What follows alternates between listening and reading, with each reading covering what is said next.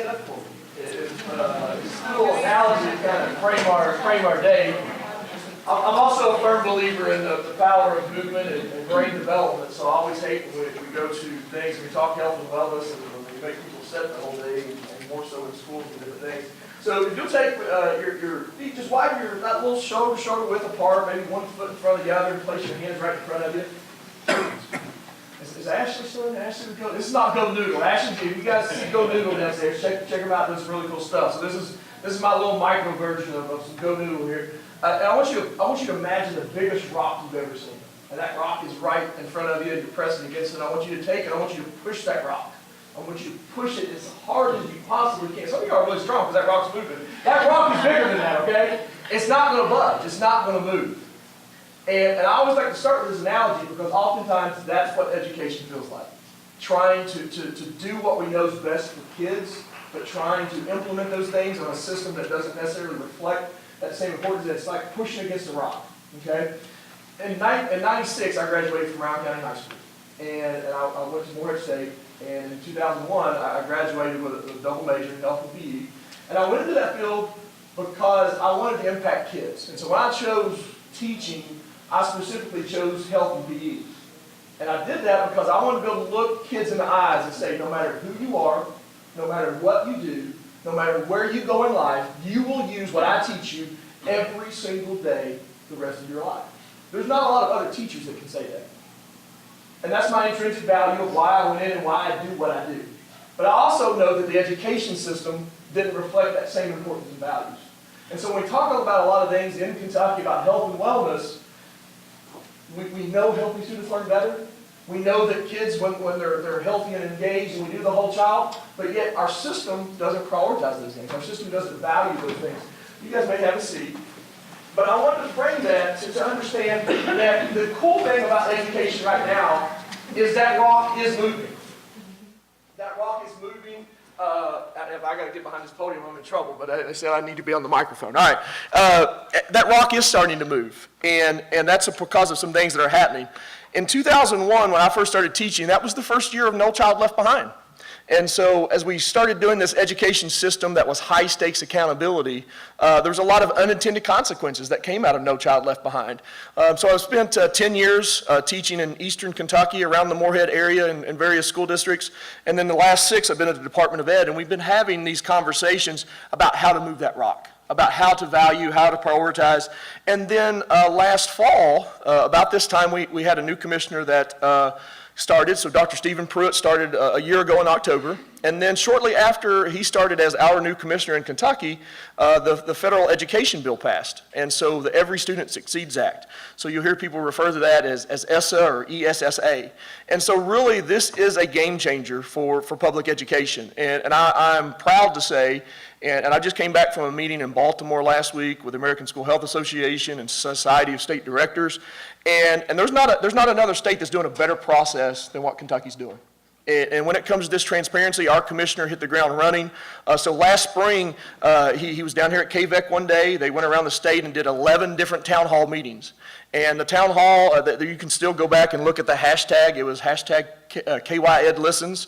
And they were really around this defining question: how does Kentucky define school success? And so really what the commissioner was asking is, we've been having this big rock for a long time, but we also know that people value things differently, and our education system maybe has not reflected those same values. And so people had an opportunity to reflect and answer these 5 questions. What do you expect from schools? What school characteristics are most important? How should we measure student and school success? How do we ensure students and schools are successful? And how should we celebrate school success? So really just asking the state, what do we, and so we had administrators, we had parents, we had family members, we had community partners that really were participated in this. People were also encouraged to email. There was a special email that was set up for this same process. So we had a large amount of feedback that came through. And then in June, this information right here was presented to the State Board of Education. And so our commissioner presented what Kentucky said. So there were some big ideas, and so some things that we're working on right now is around these concepts. Our children must be at the heart of the system. We realized that we had to put a focus more on what the kids were doing and less on testing, less on accountability. well-rounded education is important and necessary. This new concept in No Child Left Behind, we called it core subjects, or highly qualified around core subjects. And so the definition of core subjects, there was only a few of those that were identified, and therefore that's where funding went to, that's where improvement plans went to around those core subjects. But within the context of ESSA, we now have this definition of well-rounded. In well-rounded, for the first time ever in the history of federal funding, health education and physical education are eligible for federal dollars. We've had federal dollars since 1965, but never have we been able to put money towards health and PE within the context. So we now have that flexibility. It depends on what our state system and what our state plan says of whether that's going to be utilized or not, but there's a potential and opportunity, and so these are the conversations we're having. And also around this issue, and this is one that we've struggled with a lot in health and PE and arts and humanities, around both tested and non-tested subjects, and how do we create that value, that intrinsic part of making sure that schools can prioritize those areas that aren't math, science, and reading. Some other things that were talked about, more course offerings around career and technical education, the importance of early childhood, and physical education. And so those were just some of the things. I think there's a couple more that talked about the importance of the whole child. And so as what happened is, as the commissioner reported these things back to the state, we created an accountability steering committee. And so from June up until just within the last few weeks, the 5 work groups at the bottom have had 3 to 5 different meetings talking about these different assessment measures, the accountability, and really taking the Kentucky Ed Listens process and saying, how are we going to build our new accountability system? So those 5 groups then presented all their information back into the system integration work group, and then recently, I think just 2 weeks ago, what is today, Tuesday? 2 weeks ago today, the Accountability Steering Committee was meeting. We do expect within the next, sometime, it was slated for November, but you know government processes, we'll see what happens when the timeline actually comes out. But this plan will be open for comment. So we have a state plan that's going to be proposed. We have, if you'll go to the Department of Education website, there's a little button underneath the first window there that says ESSA. All these work groups, all the notes, the people that are involved, the conversations that have been having, we have one of the most transparent state websites for this process and what it's looking like. When the open comment period comes up, that information will be there as well. I encourage you to be a part of this process. And that's what we're very lucky we have a commissioner that, is that my timer talking to me? Oh, there we go. I was like, I still got 7 minutes. It's telling me to be quiet. So as we look at this process, that was kind of the timeline or the work groups that are happening. And then I know that's very small font, but there's the different people that are on the Accountability Steering Committee. So you can see there's a couple of legislators that are a part of that process. Chamber of Commerce, University of Kentucky. So it's a very diverse group that's meeting back into that Accountability Steering Committee for this work. So I just encourage you to check that out and be a part. The other thing that's really important to know that if you've seen on that first slide, our logo changed. And it really embodies the vision that our department has right now and that of our commissioner. And our logo is our children, our Commonwealth. And he really uses the word shareholders a lot, and so he really sees that we all have an interest to play in this accountability system and what the role that education plays for communities throughout the state. And so that is really a driving vision that's really helping us to really embrace this process around redefining our accountability system and things that are there. There's the draft timeline, and so that's kind of where we've been and where we're going. As far as the public feedback, you kind of see that the first board meeting that they're hoping to have something presented in January for first reading to the State Board of Education, and then ultimately our plan has to be presented to the U.S. Department of Ed for approval by the end of this. So this is kind of like I don't want to use the wrong term, but a wishy-washy school year. We're kind of in transition from our old system into what our new system's going to be. And so there's a lot of things happening with that. I can tell you that some states are just now starting their town hall process. We wrapped ours up back in April and May. So when I talk about our timeline and how crunched we feel, there's some states that are trying to fit a lot more in and a lot less of a window. So we're pretty fortunate that we've been doing this from the get-go with what's been happening. That was kind of the big overview as far as ESSA. as far as in the state and things that we're doing, we do have a lot of challenges to frame that and to talk about what our system values and state policy. Local control is really important in Kentucky. I hear that term more often than I want, and because while I believe in the power of local control, the other thing that happens is there becomes a huge equity issue, and what some kids get in some environments and what other kids don't get in certain schools.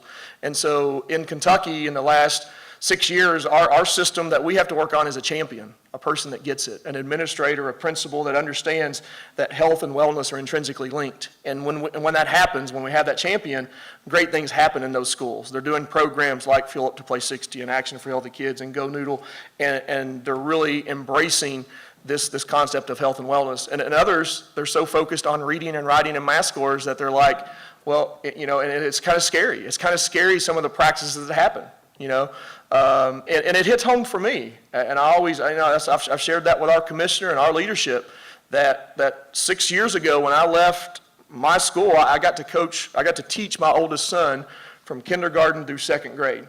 And I was in a building that had 550 kids. And so we were doing a lot of movement. I had a great teacher support cast. And so I knew that my son got quality physical education and quality health education as a part of that school program. But when I left and came to KDE, my kids moved to a new school. They actually moved to my old school where I went. It was a lot smaller school, only 200 kids, K through 5. And so you would think, wow, 200 kids, what an opportunity for really focusing on whole child and health and wellness. But the reality is, smaller schools have smaller budgets, and then they have to share space. And so my youngest two kids are now, I have one, my youngest son's in second grade and my daughter's in fifth grade. They have never had a certified physical education teacher in their life. And so when I talk about equity hits home, because at that school it's always whoever gets assigned. Sometimes it's the special ed teacher, sometimes it's somebody else, but they've never had an actual PE teacher, and so that's just the tip of the iceberg. And so how does that happen? How does that happen? In Kentucky, K through 12, the only thing required is 1/2 credit for graduation. We have standards in place for health education and physical education, but those standards, it depends on how much the school allocates to teaching those standards. And so when we look at the outcomes in Kentucky, it comes kind of back to that opening frame, right? Why don't we value this? Because when we look at chronic disease in a state, when we look at heart disease and cancer and every single thing, Lee Todd at University of Kentucky a few years ago, he labeled those things the Kentucky uglies. And it's the things that impact every single sector of our society. Every single sector of our society, from how much we spend on government to how much we spend on healthcare. And we step back and go, why is this problem so big? And that's the frustrating part of not having a system that prioritizes and values that. But I think those are some of the things that make us exciting, because those conversations are starting to change and starting to evolve. I work with Dr. Hacker was very instrumental when he was the Commissioner of Public Health. And being in Frankfurt and creating a lot of cross-agency collaboration between education and health that kind of synergized into these conversations we now have. But as we thought about that system and what it values, the conversations I always hear in Frankfurt are, how do we get more water for the fire? Think about that. Legislative session's coming up, and what you're going to hear is advocates that from all over the place saying, we need more money for cancer screening, we need more money for this treatment, we need more money. We're trying to find more water, more funding, more water for the fire. At what point do we stop and say, why is the fire so big? Why are we not focusing on health literacy and physical literacy? In this 13-year window that we have called public education, if we don't value the outcomes, and that's the reason we've learned to focus on health literacy and physical literacy, right? It's easy to measure plain literacy, right? How well we read. But when we look, why are we able to track literacy from kindergarten through 12th grade? Because we focus on it when? Every single day. When we look at health education, physical education, how do we frame it in Kentucky? Well, if we have time, if we get it in. And that's something that has to change, and I think that's going to have big impacts. And so, it's always frustrating, because the thing that always comes up in Frankfurt with legislators is unfunded mandates. We don't want unfunded mandates. And so don't tell us we got to do PE if you're not going to give us money to do it. Don't tell us we got to do health education if you're not going to give us money to do it. But then the flip side is we keep having this back and forth conversation, and we don't ever get to that solution. So as a result of ESSA and the Every Student Succeeds Act, I'm excited to share with you we're moving that rock. for moving that conversation in the right direction. And that's a very loud beeper. I like that. Thank you all very much.